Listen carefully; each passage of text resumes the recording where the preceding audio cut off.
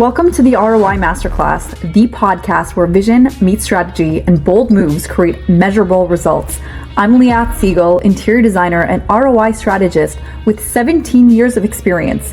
I help businesses transform properties and ideas into high-performing assets. This show is specifically for real estate investors, hospitality operators, and boutique developers who aren't afraid to take risks, challenge the status quo, and demand a return on every decision they make. Each and every week, we talk with innovators and leaders across industries about the strategies and the insights and really all the unconventional thinking that turns potential into profit every single time. If you believe that smart design, decisive leadership, and strategic risk are the keys to real ROI, you're in the exact right place. Let's dive in. Today's guest is Denny Faircloth, a real estate investor, entrepreneur, and community builder based in Atlanta. Since 2006, he's been flipping homes, building rental portfolios, and teaching others through coaching and partnerships. Denny is also the co-founder of Real Estate Connections, a networking platform that has grown over 20,000 members and celebrated 15 years of monthly events, connecting hundreds of investors across Georgia. Alongside his investing, Denny has embraced new models like PadSplit co-living, tackling affordability challenges while maximizing ROI. His story spans flipping, rentals, community building, and innovative housing strategies, all rooted in the belief that perception drives value and that design choices must align with ROI. Thank you so much for joining us, Denny. I'm so excited for this conversation today. Well, thanks for having me. You made me sound like I know a thing or two. Well, share with us what you know and share with us how you got to where you are today. Well, I'll try to keep that concise. It takes me, as my partner Peter and I always say, it takes us 20 minutes to say hello. So I was living in the city, like Metro Atlanta. I now live out in the suburbs with my wife and kids. But many moons ago when I was single, I was living in a transitional neighborhood. This is, for those of you familiar with Atlanta, pre-Beltline, all things that are now cool. And I was watching people flip homes in the neighborhood, watching people flip homes on television. And then my father died and my mother couldn't afford the home. So I was always intimidated by real estate. I come from a lower middle class blue collar family. I didn't have like an entrepreneur or a real estate dad to mentor me and wasn't really around that. But when he died, I didn't really have a choice. So the home was a little dated. I hired some people to do the flooring and paint and kitchens and bathrooms. And it was a little bit easier than normal because a lot of them were family friends and they kind of had, some empathy for the situation, but it went really, really well. And I thought, maybe that's not as scary as I thought it would be. And I didn't immediately jump into real estate. I had a successful career and I didn't want to just throw the baby out with the bathwater. So over the next few years, that my then girlfriend, now wife, we moved to California, Chicago, Dallas, Fort Worth, and back to Atlanta. But while we were in Chicago, I reached out to the lead character of that home flipping show. We became I sent him a message, basically said, I'm going to be in town doing some business, would love to grab a coffee. I had zero expectation that this guy was going to reply. He did. We met for coffee, became fast friends, and ultimately went on to become investing partners, and we're still partners to this day. His name's Peter Pasternak. He was the lead character of A&E's Flip This House. So I cheated, and I partnered up with someone who had a lot of experience and helped me kind of avoid a lot of the pitfalls that and lessons that you learn early on, because he had already made those mistakes. He had already learned those lessons. So now I just really love trying to pass on that knowledge and help other aspiring investors avoid some of those landmines in the process. Unfortunately, you can't avoid them all, but the silver lining, when you do make a mistake, I have learned that you generally don't learn the lesson when all the things go well. So it's in the failure, it's in the mistakes. Those are the ones that hurt. And so those are the ones that you remember. But he and I went on to start Real Estate Connections, our networking event in 2010. October 7th, we will celebrate 15 years of monthly networking events. And we've since built out a community around it, but we've never missed a month except for COVID when everything was shut down. So rain or shine, sleet or snow, doesn't matter if there's a holiday, we're having it. We're all getting together here in Atlanta. We've had over 300,000 people come through the doors. We get a couple hundred people a month. We'll probably have 400 people at our anniversary event.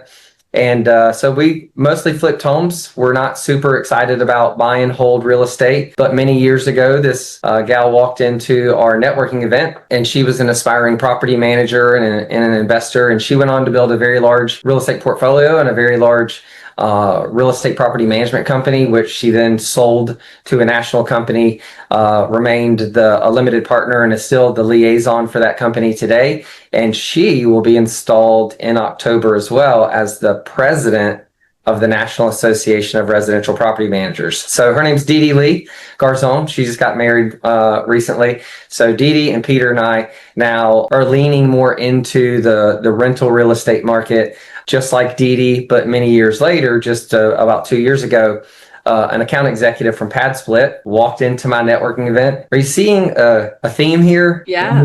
People always ask why we've been doing this event, because we make some money off of the event, but not enough to support a family and a life. And we have no desire to scale it outside of Atlanta. But people are like, man, 15 years, why do you do it? It's like, not only has it been personally beneficial and professionally beneficial, but the things I'm telling you have happened to me as a result of being in those rooms are the same things that happen to everybody else that are in those rooms. Connections are made, friendships are developed, partnerships are developed, business is done. So a PadSplit account executive walked in about 2 years ago, and fast forward, I've probably set up a dozen of them for clients, bought 4 of them between the 3 of us. We've put our resources together and are now putting together a fund that we're launching to go raise a couple $1 million and buy hundreds of PadSplits. So that's me in a nutshell from beginning to end, all the real estate things. We can fill in the gaps where you want, but I think that's a good foundation. What a journey. Where do you think mentorship and partnership has shaped where you are today? I mean, you spoke a lot about that throughout your intro, but it sounds like it had a profound effect on your career. Oh, it's the number one driver by far. Now, in real estate and everything I've done before that. Today, I say I'm an advocate of, I like to buy speed. In other words, why would I spend God knows how much time and money and energy and effort trying to figure something out that someone else has already figured out? Like, I'm not Elon Musk. I'm not putting rockets on the moon, which is, I'm not trying to establish a interplanetary civilization. Like, those things have never been done. There's no mentor. I'm just doing things that people have done for a very long time. And so I believe that if you find someone who has what you want and you're willing to do what they did, you'll get what they got. And so whether it's launching a podcast, a YouTube channel, flipping a home, or anything else, mentorship, partnership is like the most valuable thing you can have. So we've sold high ticket coaching and mentored people, and I've paid an MBA's worth of fees coaching to learn the things that I've learned. And anytime, the reason I love not just partnerships, mentorships, but even paid high ticket coaching is because people always talk about the cost of admission. What they never talk about is the frustration for the coaches, because when someone takes 10,000, 20,000, we're launching our fund. We paid tens of thousands of dollars for an incubator to help us put this together. And they've launched 400 funds. They've done $10 billion. There's an army of coaches who all have created funds, raised money, done pitches.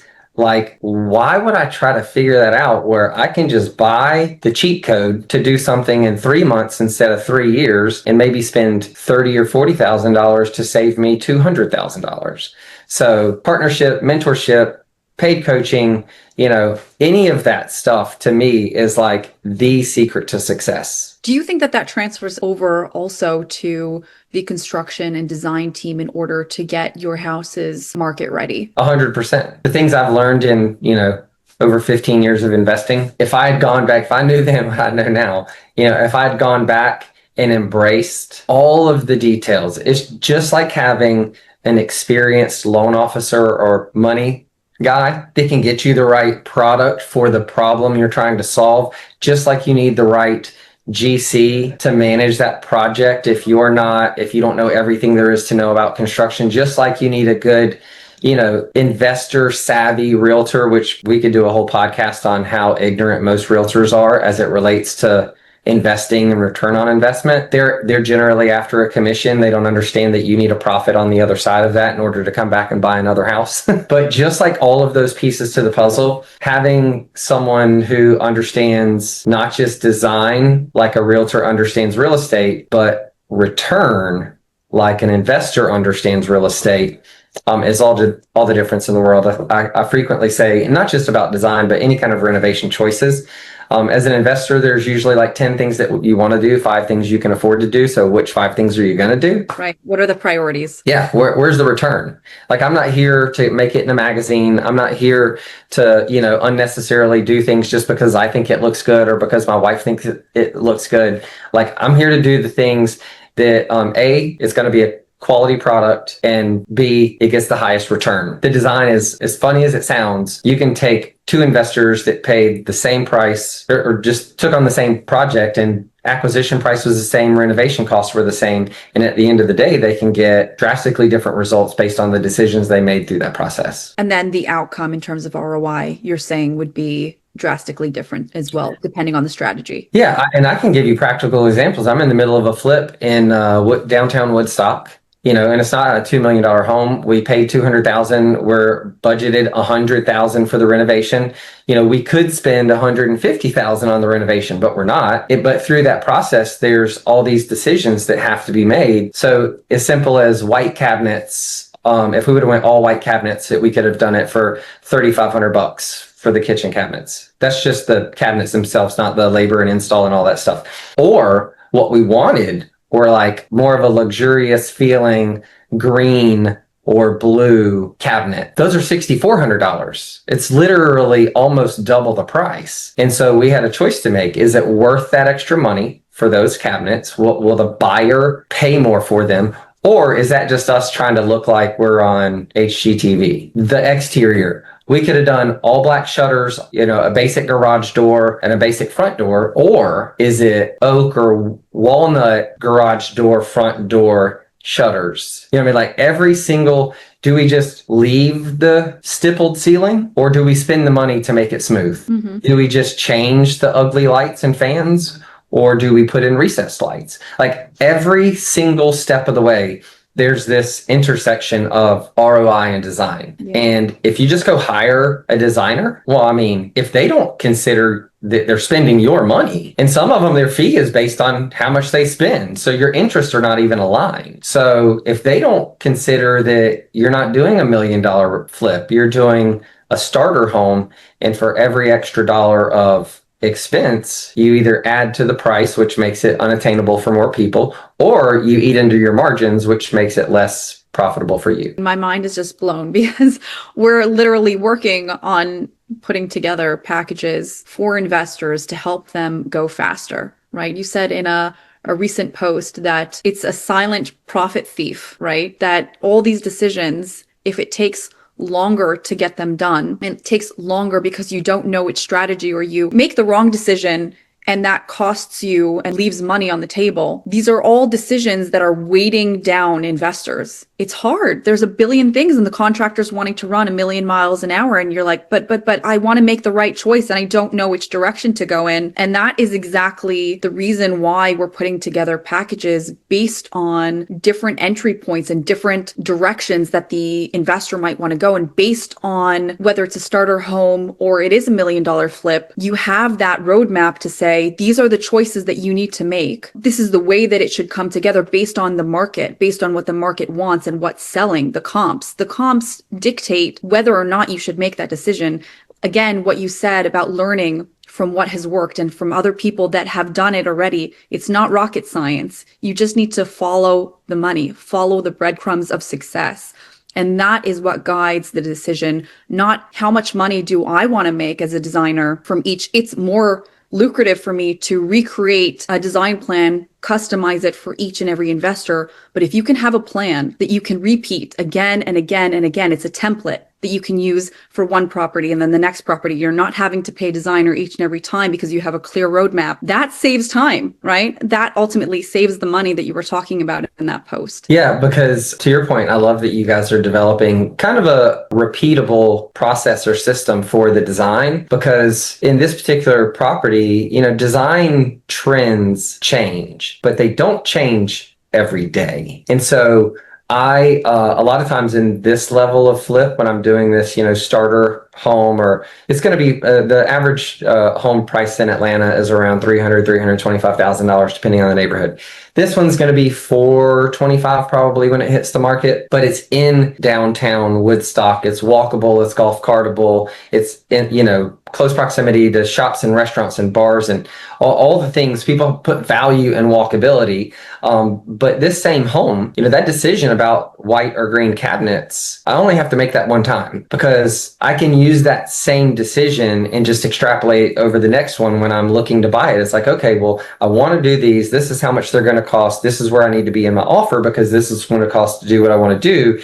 And then ultimately to hit this price point. In this neighborhood, it's an older neighborhood, so there's a lot of old homes, but it's like what I would call 40 to 50% down that transition, where that one's renovated and that one's renovated, and maybe that one's a little renovated. That's like DIY, but that one was like bought, gutted, beautiful, gorgeous. That one was professional, but not to that level. And you can go through that granular process of like, okay, can this property support the level of design choices and renovations that I want to make? Fun fact, we actually did go with the green cabinet. We also green lowers, white uppers, and we found another vendor and ultimately got a lot closer. I want to say that the hard cost on the cabinets ended up being like $4,800 for green ones instead of $3,400 for all white ones. So that was close enough that I went, yeah, this is going to make an impact. Someone's going to walk in and it's not going to look like, you've seen them, everybody's seen them, these big Wall Street funds that have bought a bazillion homes in the last 5 years. It's the same floor, it's the same cabinets, it's the same counters. I'm not knocking them.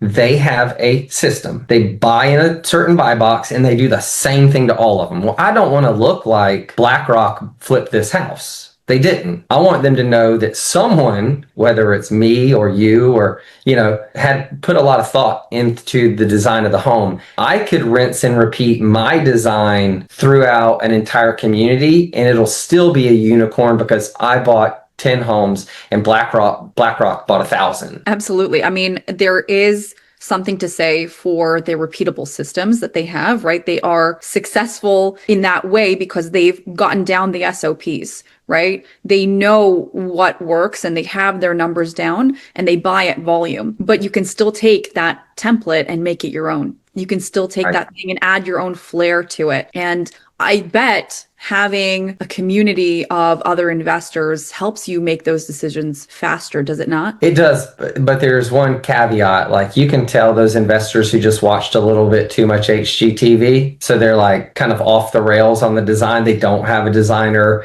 They don't have an eye for design themselves. Like, some people have it, some people don't. You know what I mean? Most people need a designer. And if you can come up with ways to standardize that process and make it faster, like, time is money, financing costs, utilities, taxes, insurance, like all these things cost every day. And so you can't I see other investors, they'll buy a house like I did, 6 months later, they're not done. Like, we closed maybe 3 weeks ago. We'll be done and on the market by the end of this month. Like, let's go. I'm not paying, $2,000 a month to hold on to this thing. But you can tell that there's some investors out there who just, they've watched too many TV shows and they start doing some really crazy stuff. And you're just like, please don't do that. So it's not just like the investor community, but it is having people like yourself at your disposal and on your team. And even if you've bought, and I don't fully understand every service that you offer, but if you're offering these kind of generic, repeatable packages that people can use, which is very valuable, I'm sure instead of a full custom design, your client can reach out and say, hey, on this one property, this one package I got from you, does this thing still make sense? You know what I mean?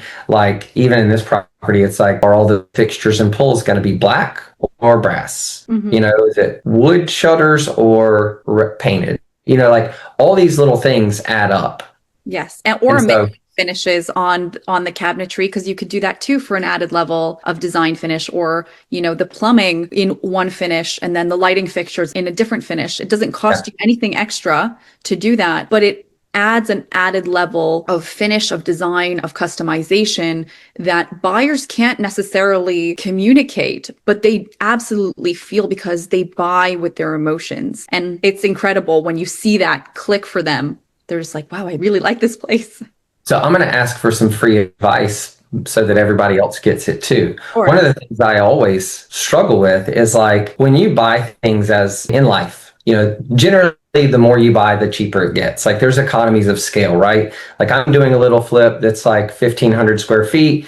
If the Lowe's Hotel builds a 400,000 square foot building and buy the same tile, like they're going to get a better deal on that tile. So what you'll see a lot of investors do is the same tile that's on the backsplash is in all the bathrooms. The same, countertops are in all the it's like they just take the kitchen and move it throughout the house to all the bathrooms. So every bathroom looks the same, the kitchen looks the same. Does it add value? Does it make an impression? Does it feel different when each space is thoughtfully designed? I love that question so much. You're asking the right question. So that means that you understand. And I would say that, and something that we're working on is to create a buying group for our investor clients. So having those prepackaged design plans that they can then template and do again and again, and creating a group where they can, ask questions and get one-offs. Oh, what about this and what about that? So it can be a little bit more customized, but then also adding that layer of economies of scale by having this group of investors that can then get better pricing, because they're all doing volume together. So rather than one investor, and that's the same in what you're building with your community, right? The power is in the numbers. And so I think absolutely it's important for you to customize and not make it too cookie cutter, to have maybe a little bit of a difference in the bathrooms than the kitchen.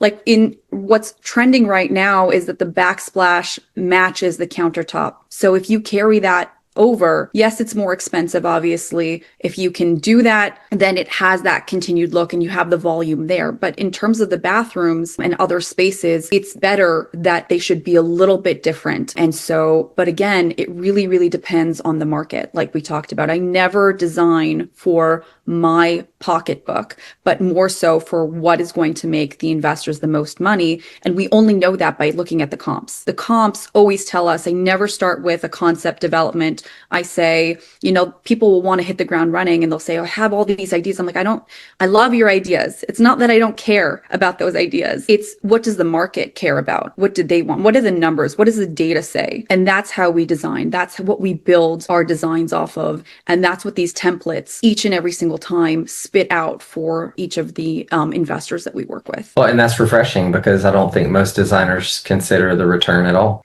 I think it's more of a set of glasses that you have to put on, right? And see the world through a different lens. For me, when I started business, I learned everything there was to know about sales and marketing and branding and all of those things. So that affects every decision. I'm not just operating in the sandbox of interior design, but more so on business as a whole. And so when you look at it, when you look at the pictures that are posted online for your properties, right? What do those look like? That is the first impression that a potential buyer sees. That will get them into the door. It's not just the flip, it's the pictures that you take of the property. And so at every touch point in the customer journey, they need to know, wow, this is for me. Don't get me started on the realtors that still use their iPhone because it's got a great camera. Yes.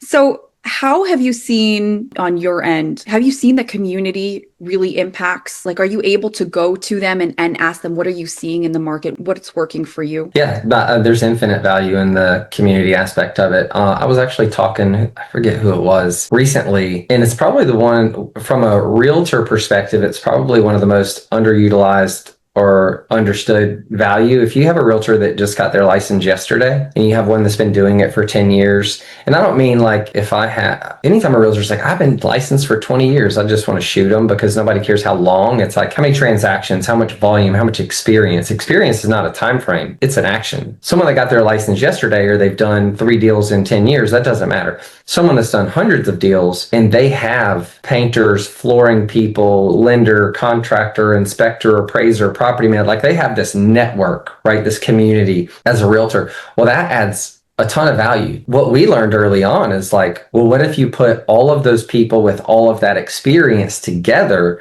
Now you don't have that individual's network. You have all of their network. I feel like I know a lot of people. My partner, it feels like he knows everybody, or at least everybody think, when you watch someone on TV, you think you know them even though they don't know you. Like everyone knows him. But even to this day, if one of us doesn't know someone or have like a specific, solution for a problem, we are one phone call, one text message away from someone that I guarantee you has the answer. And so that it's like a mastermind, right? That shared network, that community is by far more valuable than any of my individual experiences. Absolutely. I see the same thing in my world too, especially doing the podcast. There's so many awesome people that come on the show or that connect with us, and it makes such a difference. Your network is your net worth ultimately, and it makes a huge difference in terms of the outcome of a project because we are one person, but utilizing the wealth of knowledge of a whole bunch of people, I think ultimately can really impact ROI tremendously. Yeah, we just talked about the cabinet problem, and we went from our contractor uses this vendor they've had forever. They know them, they like them, they trust them. We didn't we didn't want to do white, and we didn't want to pay $6,500 for green. So it took, a couple hours and a couple phone calls, and we got the cabinets we wanted at the price we could accept. Without that network, you're just like, either you're going to get white cabinets or you're going to spend an extra $3,000. So yeah, that's just a tiny example, and it happens every day, all the time. And I think it's great that you're looking at the community aspect of it, because imagine all of your design clients over time end up in a community together that you've facilitated. If they're in a group, if it's a Facebook group, our Facebook group is Real Estate Connections. There's 20 something thousand Atlanta real estate. Some of them are outside of Atlanta because they want business and connections in Atlanta. There's 20,000 something. I don't have to answer every question. There's 20,000 other people who answer that question. I love that you're focused on the community aspect of it, because the fear is that you become, irrelevant or obsolete. But the reality is that your value goes up infinitely when you become the facilitator of that community. It's an amplifier, I would say, because you get to facilitate and do good for other people. Like, it's not that it would just do good for me, and I'm sure the community doesn't just do good for you, but you get to be a part of helping other people grow their net worth. And that is so fulfilling. It's not just become about money. It becomes about what's the impact and the legacy that I get to leave here on my short time on this earth. Your impact is directly tied to your income, and people mistake it because they put the income first. And the reality is that the impact comes far before the income. It's one of the reasons we're starting a fund. It's not because we were like, whoa, I need to make some more money. That's going to be a great soundbite. Yeah, it was because we did high ticket coaching for a very long time, and people paid us a lot of money. And the biggest frustrating thing was like someone would give us, they'd go on a bus tour, or they'd, come to a weekend boot camp, and they'd get all excited. And I would ask people, there'd be 100 people in the room, and I'd say, who here has never bought a real estate investment, a home or property flip, a rental, anything? And it's like all the hands go up. And I'm like, keep your hand up if it's been more than a year that you've been thinking about it. 2 years, 3 years, 5 years. At 10 years, 5 or 10% of the room still got their hands up. And I would just say, hey, for those of you who have only been thinking about it a year and haven't done it, what's the difference between you and the people that have been thinking about it for 10 years? And people would throw out things like confidence, resource, tools, blah, blah, blah. And I'm like, nope, 9 years. You'll be back in this room with your hand up at 10 years. Because unfortunately, I had to learn the hard way. Most people are not going to do it. I wish they would. We would have to sift through so many people to find a doer. And so the reason we're starting this fund is because we had this epiphany that doctor, lawyer, stay-at-home mom, single dad, you name it, and then name someone. that have an interest in real estate, they all have busy lives, and they're probably never going to slow down long enough to learn everything we know and do everything that we do. But they do have money they want to deploy into real estate. They're willing to give us money to teach them, but then they realize they don't have the capacity to implement. We're just like, well, okay, how about this? Just give us your money. We'll go do it, and we'll both benefit. And so it's really wanting to see more people actually own homes, actually invest in real estate. The government, there's no amount of taxes they can charge. There's no amount of affordable housing that they can build. California, I think, spent like $60 billion on affordable housing and never delivered a unit. Or the average landed unit was like $850,000. I'm like, that's not scalable. What I get excited about co-living and PadSplit and this passion for affordable housing is that me and a million other little investors can all go get one property. To think about, before Airbnb, there was none. It was zero. Vacation rental, like, yeah, how did you find them? Like, they all had their own little personal website. Now millions of people both own investment real estate that they host as a short-term rental investment, and even more people access and utilize those for pleasure, for fun, for whatever. So it was like non-existent 10 years ago, and now it's common. I see a world where, what if 1 million aspiring investors bought one property that had 6 to 8 bedrooms and put it on PadSplit? We have 6 to 8 million, there's 40 million people that can't afford first and last month's rent, security deposit, and utilities independently in their own name. And there's no amount of nonprofit or government intervention that will change that. It's getting worse, not better. Affordability is getting worse. But guess what? Me and a bunch of investors can add 5 million, 10 million, 15 million new affordable, clean places to stay for people to live, and we can do good by them doing good. So part of this fund is like, let me find a bunch of investors who actually take action through partnering with us, and then let us address this really big problem we have right now, which is people can't afford to live anywhere. I mean, there's a bunch of people making $30,000 to $50,000 a year that can't live in the neighborhood that they work because the values of the homes in that area are too much. So we can demonize BlackRock all you want, but they're not going to stop buying homes. And if they're the only ones buying homes, Lord help us. Oh my gosh. What an impact that makes to create affordable housing in that way. I think it's not something that I've really heard too much about. Can you share with us more about how that works on the renter's side? I just touched on it a little bit, but when you think about, and these aren't like, it really frustrates me when people immediately go to drug addict, felon, loser. You know what I mean? I don't care if they're homeless or shacked up with a bunch of friends, like, people have value, period. Like, they were uniquely created, and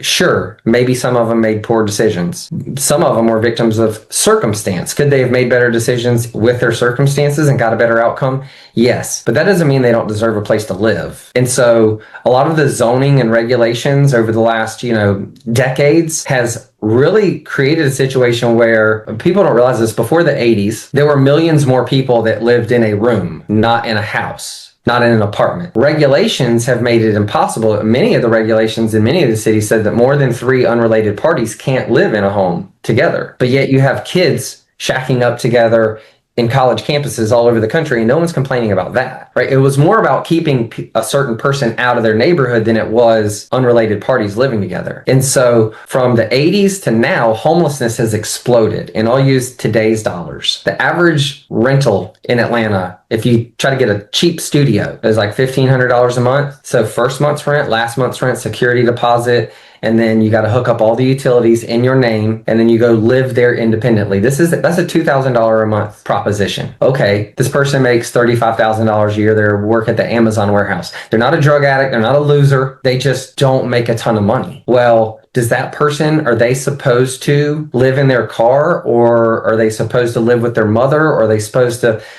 drive an hour and a half each way to get to work? Or would they rather, for $800 to $1,000 a month, have a bedroom in a house with other people that was safe, clean, and they could afford, and they could live in proximity to where they live and where they want to live and where they work? When I moved, side story, I moved to New York City right after college. A couple of my roommates wanted to be models. I had no delusions of being on a runway. Sidebar, one of my roommates, me and three guys, one of them became a iconic male supermodel. Like, we talk all the time to this day. I'm in my 40s, so is he. So he's now not on runways like he used to be, but for a long time, he was one of the top 5 male models in the world. We moved up there and got an apartment. I moved up there with 2 guys that I knew, and I didn't know him at the time. We became really good friends while we were there, but the 4 of us went together. Many years later, after September 11th, I moved back to Atlanta. I moved back to New York for a small stint. And when I got there, I didn't have those guys with me anymore. You know what the first thing I did? I went on Craigslist and I typed in room for rent, Upper West Side. I had another buddy who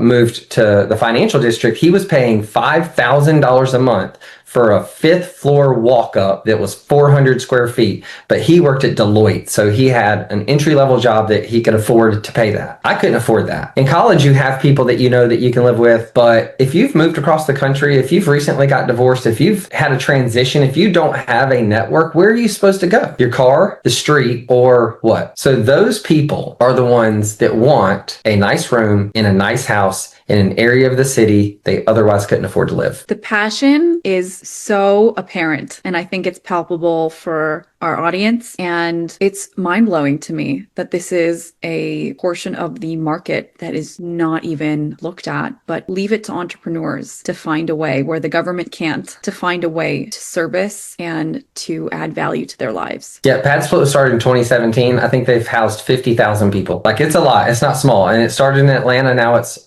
all over the country and still opening new markets. The returns are absolutely great for an investor. The good they do is, like, you can't even quantify it, and it's getting bigger.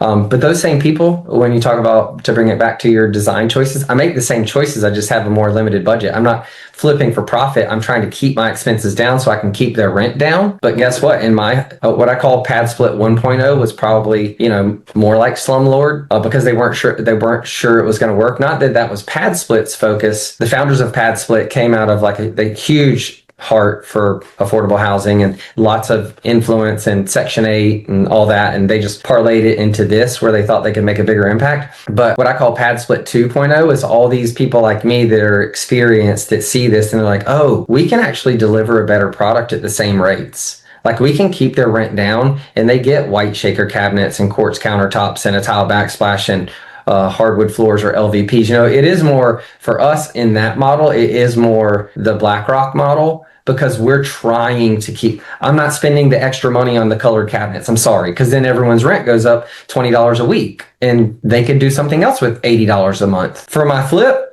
all day long. So it's really thinking about who is that end user? Like, who are you serving? What do they want? What do they need? And what can they afford? And then using the renovation and design process to deliver something that works for them and you. Because if it doesn't work for you, then it doesn't work for them because you won't do it. I think that's the one thing that nonprofits and government don't understand, is that when you remove the profit incentive for someone like me to focus on this thing, well, then I'm just going to go do something else because I have a family to feed. But if I can do good financially by doing good for the affordable housing, well, then I'm going to focus on that. When you remove the financial incentive, you remove anyone who wants to provide the solution. And so what I'm excited about is this co-living PadSplit strategy is just now getting traction. I remember when Airbnb was new and everyone said, "You're going to do what?"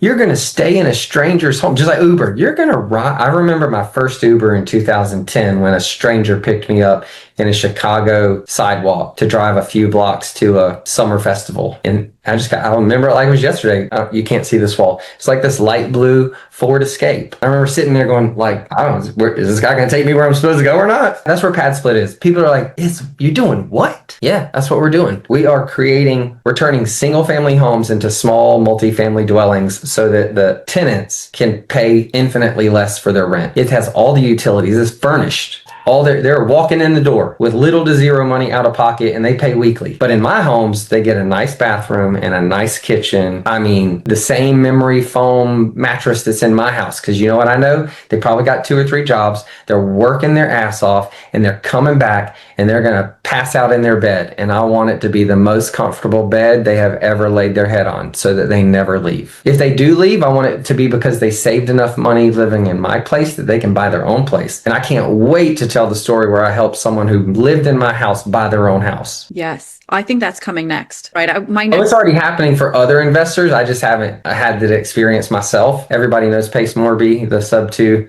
guru. He took a homeless person under his wing like a month ago, and within 20 days, she had bird dogged a property for him, made $5,000, and then turned around and found her own home to buy sub-2, which is subject to the existing debt.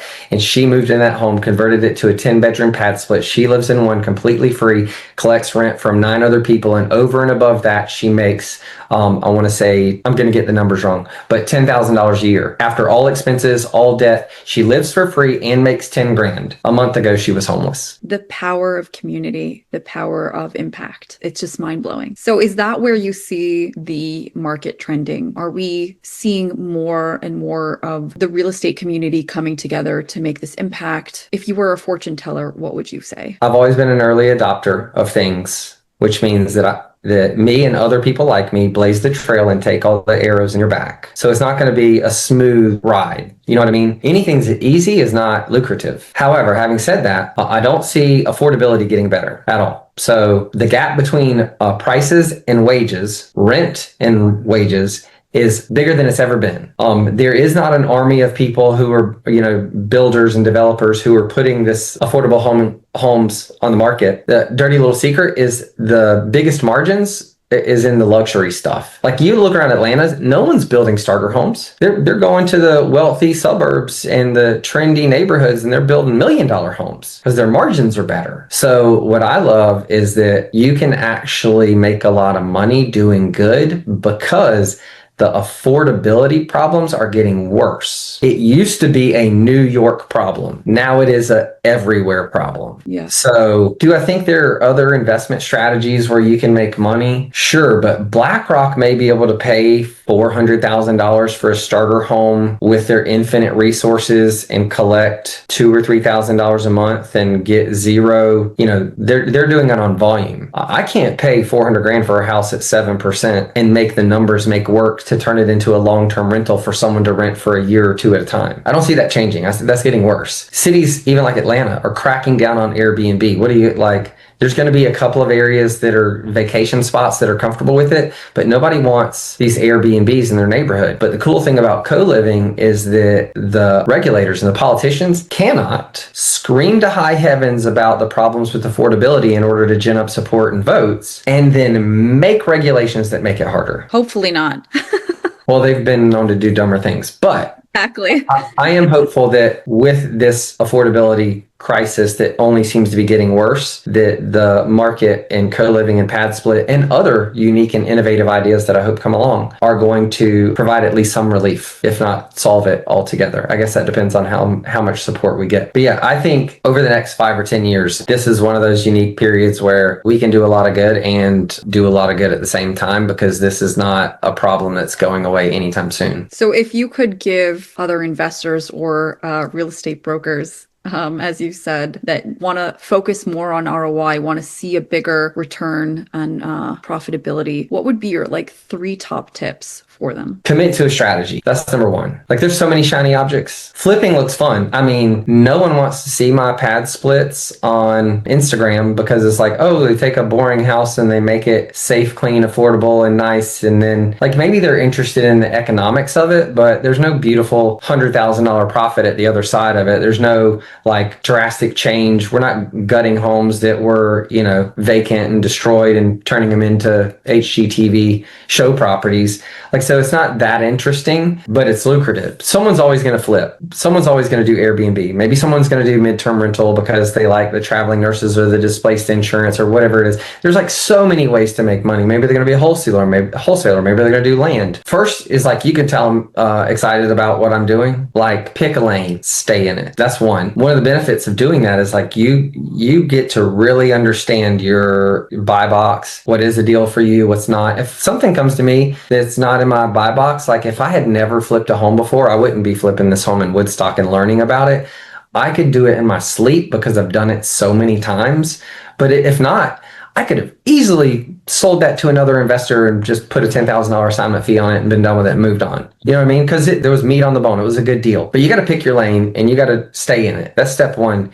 Step two, which is probably actually step one, like you got to be excited about it. If you're just doing it for the dollars, you won't do it. I always say, I tell realtors this, I tell investors this, I tell everybody that this analogy. I always use fitness because I've always been passionate about health. I grew up playing soccer and there's like 1,000 ways to get fit, 997 of which I hate. I like to run, lift weights, and play soccer. And if you asked me to swim, I would be fat. So same thing for investor, same thing for realtor, entrepreneur, anybody else. Like there are 1,000 ways to do something or get rich. You got to find the 2 or 3 things that like work, they work for you, and they're excited about it. Because if you don't want to do it, you won't sustain it. Like I could swim for a day, maybe a week. After about a month, I'd be like, I just don't feel, I'm tired. I'm busy. There's other stuff. You know what I mean? Like I would just stop. So got to be something you're super stoked about. You got to pick a lane and stay in it. And then obviously lastly, it's got to be lucrative. You might be super excited about long-term rentals. I can't see how to make that math work right now. Now it's hard. The numbers just, for so many investors that I've spoken to, the numbers don't pencil in so many different ways. Yeah, they do in co-living and with PadSplit. And so yeah. If our audience wants to learn more about that, wants to get in touch with you, how can they connect? Denny Faircloth. I'm all over the place. DennyFaircloth.com will probably just take you to my link tree, which has all the different ways you can connect with me. But I'm on Facebook and Instagram, LinkedIn, YouTube, all the places. We'll put that in the show notes. Thank you so much, Denny, for joining us for such an insightful and meaningful conversation. I can't wait to see what you do next. Awesome. Thank you for having me.